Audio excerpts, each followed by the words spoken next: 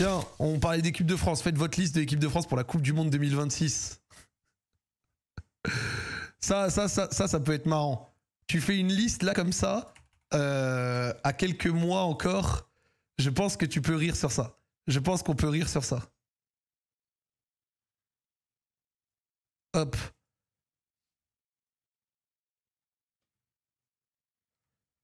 Tu regardes pas le match des U17? Si, je suis devant là. Pas du tout.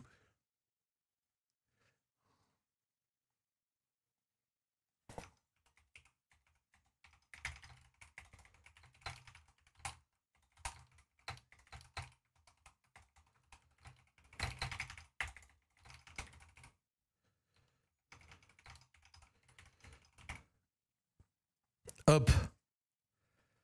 Les gars, on est à quelques mois et je vous propose qu'on screen ma liste pour après, derrière, la comparer en juin.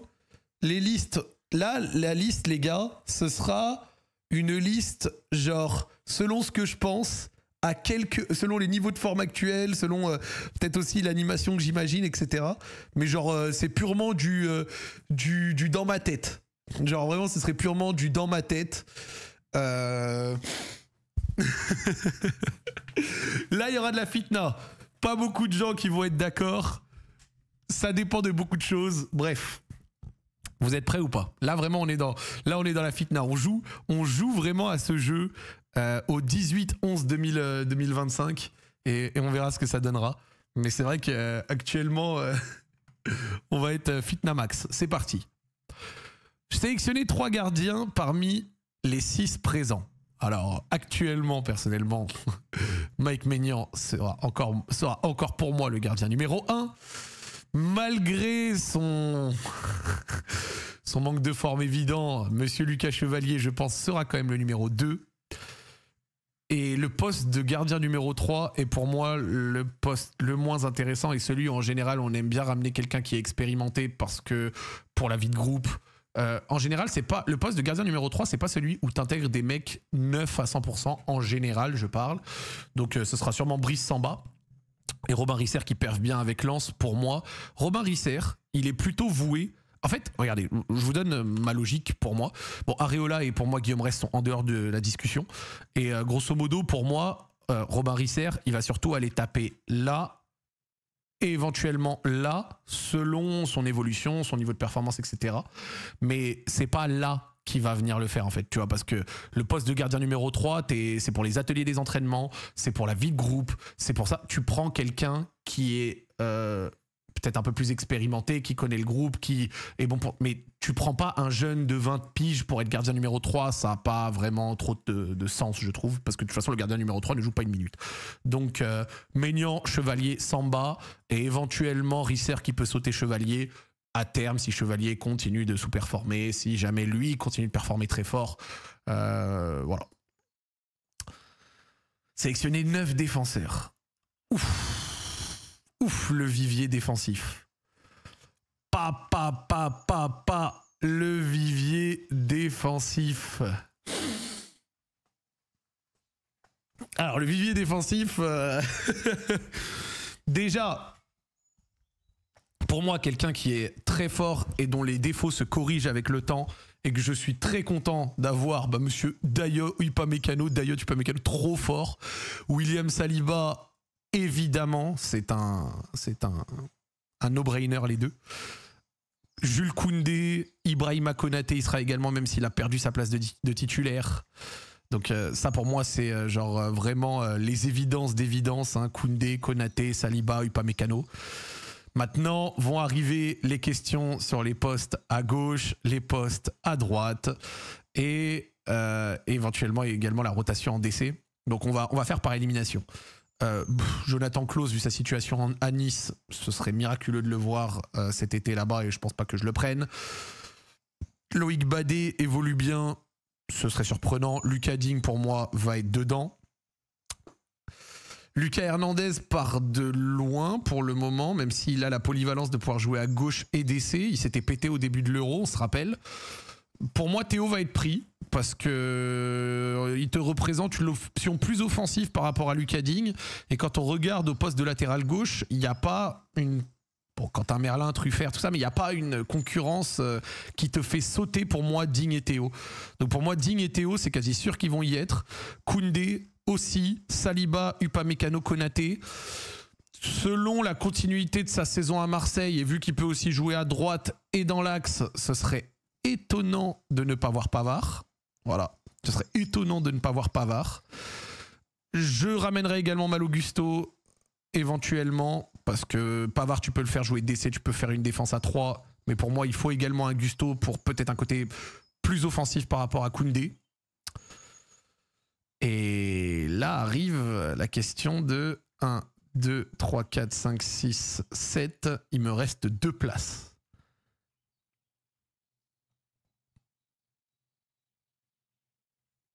Et c'est vrai qu'au vu de du début de saison... Ah, il m'en reste une. Il m'en reste une seule. Parce qu'il me disait 9 défenseurs, j'en ai 8. J'ai mal compté. Ah, je suis à 8 sur 9. Ok, autant pour moi. Bon, bah, vu que je suis à 8 sur 9, ça laisse le dernier choix où des fois, il y a des surprises. Des fois, il peut y avoir des surprises. On sait que Didier Deschamps, il fait rarement des tests grandeur nature en tournoi international. Après, on parle vraiment genre du fin fond de liste, quoi. Donc, ça sera sans doute un DC. Parce que en soi, les postes sont plus ou moins doublés avec ce que je viens de sélectionner, tu vois. Avec Gusto, Koundé, Digne, Hernandez, t'as déjà 4 latéraux. Avec Konaté, Saliba, Upamecano, Pavard, t'as 4 centraux. Ce sera sûrement encore un central. Ça m'étonnerait que ce soit un central latéral. Si on prend la logique de Didier Deschamps, qui aime bien prendre des gens qui sont expérimentés du groupe, bah tu prends Lucas Hernandez. Si tu as envie d'essayer, s'il fait une saison de qualité, tu peux faire monter un Euro, même si Euro, ça peut être encore un peu jeune. Mukiele, Lacroix, ça part d'un peu loin. Bafodé Diakité, éventuellement à surveiller. Wesley Fofana, impossible. Il faut déjà qu'il retrouve le football pour moi. Pareil pour Todibo, c'est impossible. S'il y a des absents entre Lucas Hernandez et Lucas Digne, je pense, Théo Hernandez et Lucas Digne, je pense que ça peut ouvrir la porte à Truffert. Et un autre gars que à chaque fois que je vois la Juve, je trouve fort, et c'est vrai que je trouve que c'est dingue que son nom sorte aussi peu, mais un Pierre Kalulu, moi, à chaque fois que je le vois, je kiffe. Genre Pierre Kalulu, personnellement, à chaque fois que je le vois, je kiffe. Voilà. Franchement, à chaque fois que je le vois, je kiffe. Et Sacha Boué, j'en parle pas parce que je trouve que je préfère Malo Gusto et Koundé, tout simplement. Voilà. Je sais qu'il est mieux qu'à ses débuts au Bayern où il voulait le vendre très vite. Mais voilà. Moi, je pense que je fais ça. Avec Lucas Hernandez, c'est encore une fois ce doublon pivot, enfin, d'essai latéral. Mais globalement, ouais. 1, 2, 3, 4, 5, 6, 7, 8, 9... Je pense que ça va être ça. Là, mon but, c'est d'essayer de me rapprocher tout en ayant peut-être une logique et tout, tu vois. Mais Pierre Kalulu, je sais qu'il peut aussi jouer à droite, d'essayer de ça. Moi, Pierre Kalulu, j'aurais mis une petite piécette aussi dessus. Tu vois, genre, je vois Pierre Kalulu à la place de Lucas Hernandez, je suis pas choqué. Mais quand tu connais aussi les envies de logique de groupe, bah, vu que Lucas Hernandez est un élément important du groupe France, je pense que ce sera ça. Milieu de terrain, 7 milieux de terrain. Oh là là là là là là là là là là là là là là là là là là là. Là, on arrive dans la fitna max. Pour moi, on arrive vraiment dans l'axe du terrain où qui a le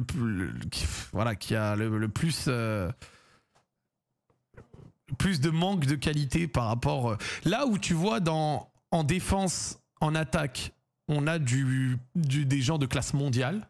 Tu vois, Saliba, Upa, on est dans de la classe mondiale. Je trouve que c'est moins le cas au milieu de terrain. Franchement. Genre, il y a beaucoup d'excellents joueurs, mais de la classe mondiale qu'on peut décrire dans le top du top à leur poste. C'est vraiment là où je suis le moins serein. Alors, il y aura évidemment les classiques. Vous êtes prêts ou pas? Vous êtes prêts pour les classiques? Bon, Aurélien Tchouaméni, il sera. Adrien Rabiot, il sera. Manu Koné, vu le nombre de places et de minutes qu'il a pu engranger, même certaines des perfs qu'il a pu faire, il y sera sans doute. N'Golo Kanté, s'il est fit, il y sera aussi. Il a été là à l'Euro, il a continué à être appelé, il était là au dernier rassemblement. Pour moi, les 4, c'est une évidence qu'ils y seront. Je pense qu'il y a également une place où Camara y sera. Et là, il te reste, entre guillemets, que 2 places.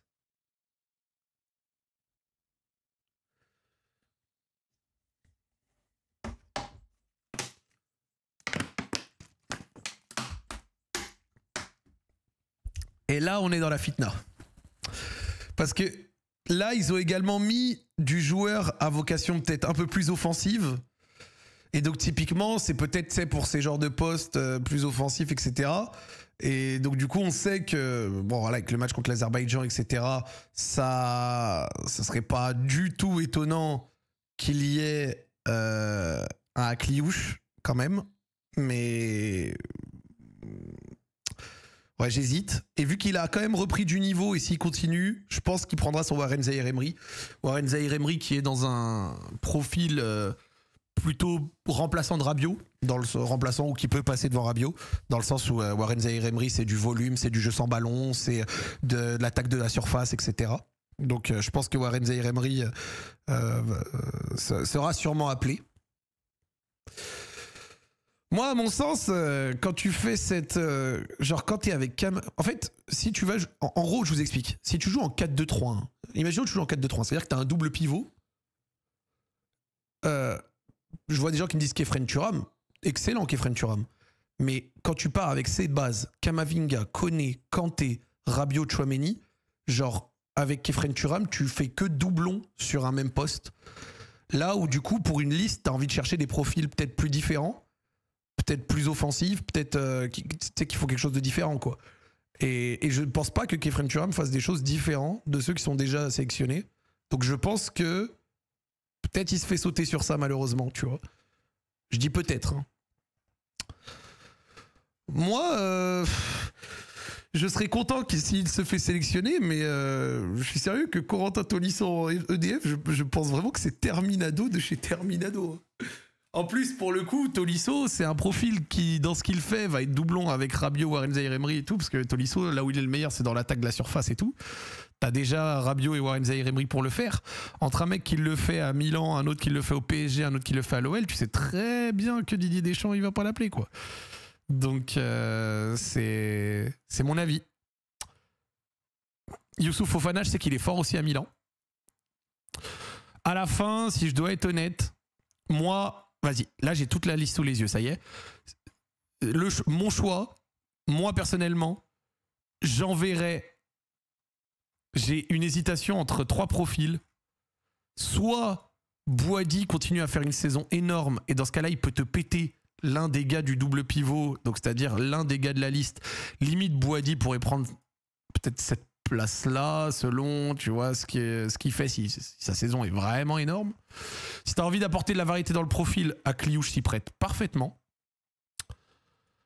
Et enfin, un dernier truc, si tu as envie vraiment d'un mec défensif qui gère un mitard bien fort, Bouba Kamara.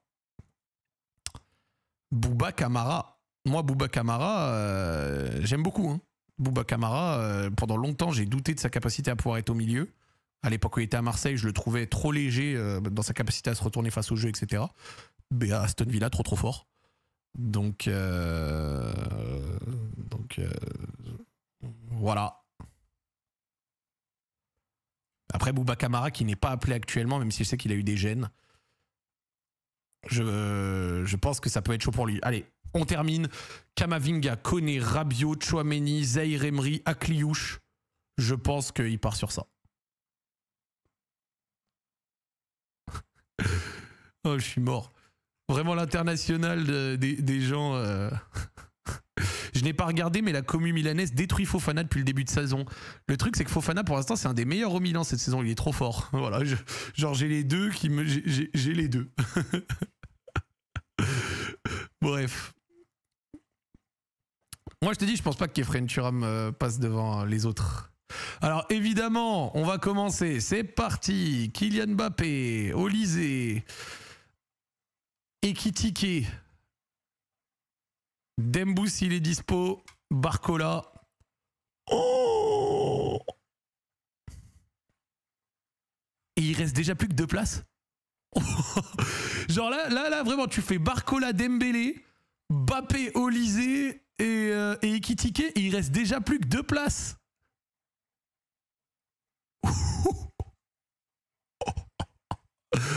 Ouh là là là là là là, c'est dur.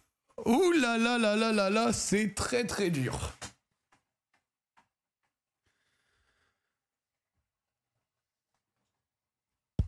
Moi, je vais vous dire, je vois dans le chat, vous me dites tous Doué Cherki, Doué Cherki. Moi, je vais vous dire quelque chose, les gars. Regardez. Quel est le point commun entre Barcola, Dembélé, Mbappé, Olysée? Les 4 que je viens de citer ne sont pas des joueurs de tête. Ekitike est grand, mais c'est pas non plus sa qualité première.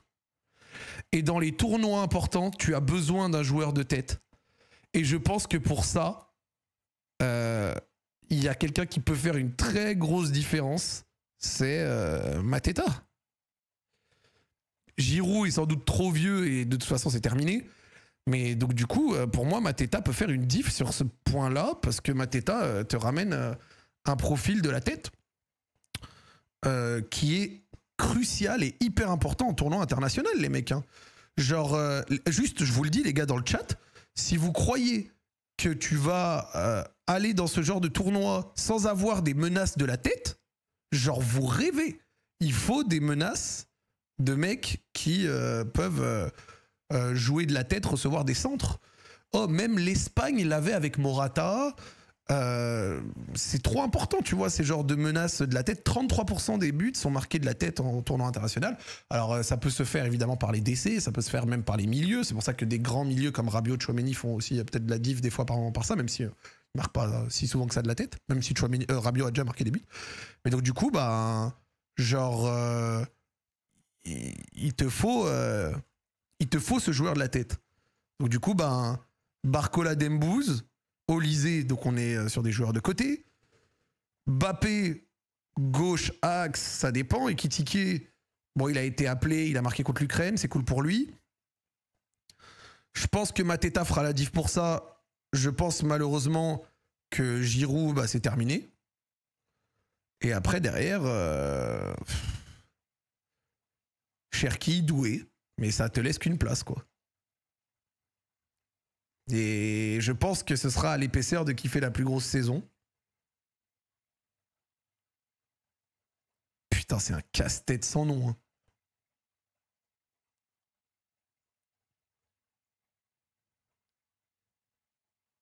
Enlever Ekitike. Ouais. Ça dépend. Hein. On verra l'épaisseur de sa saison. Je pense que l'épaisseur de sa saison à Liverpool va vraiment jouer sur sa propension à être appelé ou non.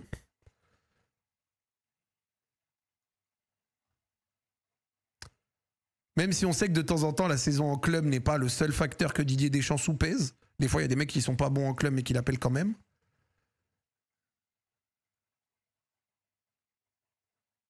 Mais le pool de l'attaque est tellement terrible. Enlève-moi Barcola. Non, moi, Barcola, c'est le seul... Barcola, c'est le seul qui fait vraiment toujours de la profondeur. Genre Mbappé le fait de temps en temps. Dembouz en équipe de France a encore du mal à être 100% performant. Barcola, pour moi, va gagner des points rien que pour ça. Et Mateta est à menace de la tête. Moi, je vous dis, genre, désolé de vous casser les couilles avec ça, mais la menace de la tête est trop importante. Vraiment. Après, de toute façon, c'est pas dit qu'il enlève pas un défenseur, parce que par exemple, là, dans la proposition de liste, on avait 9 défenseurs. Et donc, c'est pas dit qu'ils prennent, par exemple, 7 défenseurs et qu'ils mettent un attaquant de plus, tu vois. Ce serait pas dit qu'ils ne fassent pas ça. Ce serait pas dit qu'ils ne fassent pas ça. Donc, ou enlever un milieu. Soit enlever un milieu ou un défenseur pour prendre un attaquant de plus. Et auquel cas, ouais, pour moi, ce serait pas déconnant qu'ils prennent un Mateta, un Doué le Ekitikar et peut-être même un Cherki. Attention pour Ryan, parce que vraiment, moi je le dis, sur son match contre l'Ukraine, les médias ont été hardcore à un point qui en a été absurde. Donc la réalité, c'est que là, les gars, on a sélectionné 7, mais genre on en a sélectionné 7, mais globalement, je pense qu'il y en aura 8 ou 9, et que si ça tenait qu'à moi, je prends cette liste et je te ramène aussi un Cherki, parce qu'un Cherki qui peut être décisif même sur des entrées, comme par exemple contre l'Espagne, il l'avait fait, je prends tous les jours. Parce qu'auquel cas, c'est vrai que je fais sauter Akliouche pour Cherki. Pour moi, Cherki est bien meilleur qu'Akliouche. Pour moi, les deux ne jouent pas le même sport, même si Akliouche est fort. C'est juste que pour moi, Cherki est vraiment un ton au-dessus. Alors voici ma liste. Si ça tenait qu'à moi, sincèrement, je fais sauter un défenseur. Genre, regardez, voici ma liste, donc les 3 gardiens. Si ça tenait à moi, je fais sauter un défenseur, parce que je suis pas sûr que tu en aies besoin de 9. Petit pari, mais je pense que... Vous voulez que je vous donne mon avis? Je pense qu'il fait sauter Gusto, mais si ça tenait qu'à moi, je ferais plutôt sauter Hernandez ou Pavard. Peut-être plus Pavard. Mais du coup, Hernandez ou Pavard. Au milieu, du coup, pour moi, tu as ce corps-là. Mais si tu veux jouer en double pivot, 1, 2, 3, 4, 5, tu as quasiment 6 pour 2 postes. Tu peux aussi faire sauter Akliouche, limite. Et auquel cas, en faisant sauter 2, tu peux ramener 2 attaquants de plus pour de la variété. Et là, tu peux te mettre ton Cherki et tu peux te mettre éventuellement un autre. Ou alors faire sauter un DC pour un milieu de plus ou autre. Ce sera intéressant. Donc voilà. Mais le jeu de coup de pied arrêté, les gars, est trop important. Et de toute façon, à la fin, il y aura des blessures, il y aura des indisponibilités, il y aura ci, il y aura ça. Mais voilà. Sur le papier, on est quasiment intouchable, mais dans le jeu, ça va être dur. On n'est pas si intouchable que ça. Moi, je suis désolé, hein, mais je le répète encore une fois, ça là, cet axe-là, il est avec des joueurs qui jouent dans des top clubs, qui sont évidemment excellents. Mais ça là, ça ne permet pas de faire un jeu à l'espagnol ou de faire un jeu comme par exemple les Argentins ou autres. C'est genre très bon, mais c'est pas élite. Là où l'élite espagnole, genre la finale de la Coupe du Monde 2022, personnellement la finale de la Coupe du Monde 2022, je pense que certains ont peut-être refait exercice de le revoir, tout se passe au mitard. La finale de la Coupe du Monde 2022, Griezmann, Tchouaméni, Rabiot face à McAllister, Rodrigo de Paul, Enzo Fernandez.